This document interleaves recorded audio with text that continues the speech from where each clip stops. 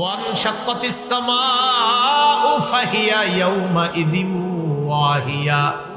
আল্লাহ বলেন আসমান ফেটে যাবে।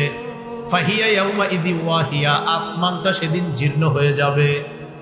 ওয়াল মালাকু আলা আরজাইহা, আসমানের যত ফেরেশতা সবাই আসমানের কিনারায় চলে যাবে। আসমান ফেটে যাবে, জীর্ণ হয়ে যাবে।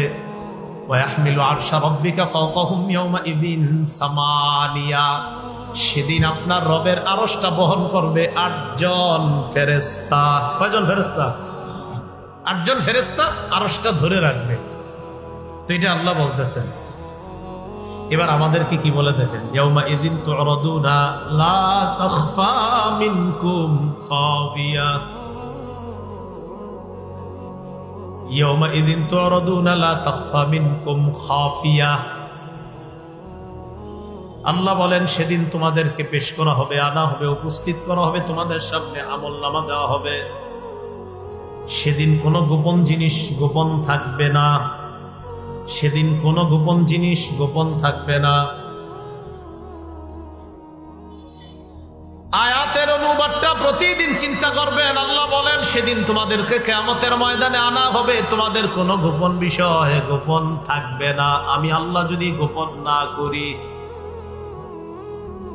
ইয়াউমাইযিন তু'রাদুনা লা তাখফা মিনকুম খাফিয়া, আল্লাহ বলেন সেদিন তোমাদের কোনো গোপন জিনিস গোপন থাকবে না।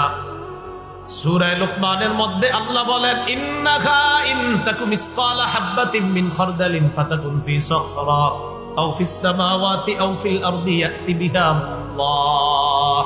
লোকমান হাকিম তার সন্তানকে বলে, সন্তান, সামান্য কোনো বস্তু যদি পাথরের মধ্যে থাকে, আসমানের মধ্যে থাকে, জমিনের মধ্যে থাকে, ইয়াতি বিহা আল্লাহ, ওই সরিষা পরিমাণ বস্তুটা কিয়ামতের ময়দানে আল্লাহ উপস্থিত করবে। সরিষা পরিমাণ কোন বস্তু পাথরে ছিল, আসমানে ছিল, জমিনে ছিল, আল্লাহ উপস্থিত করবে। আপনার কোনো বিষয় গোপন থাকবে না। হ্যাঁ, আল্লাহ অনেক গোপন বিষয় কারো সামনে প্রকাশ করবে না, তবে পর্দার আড়ালে হলেও আপনারে বলবে, বান্দা করছো এগুলা, এগুলা করছো। 3 বার স্বীকৃতি নিবে, করছিলা? হ্যাঁ আল্লাহ করছিলাম তো। আচ্ছা তাহলে করছিলে এগুলা না? হ্যাঁ।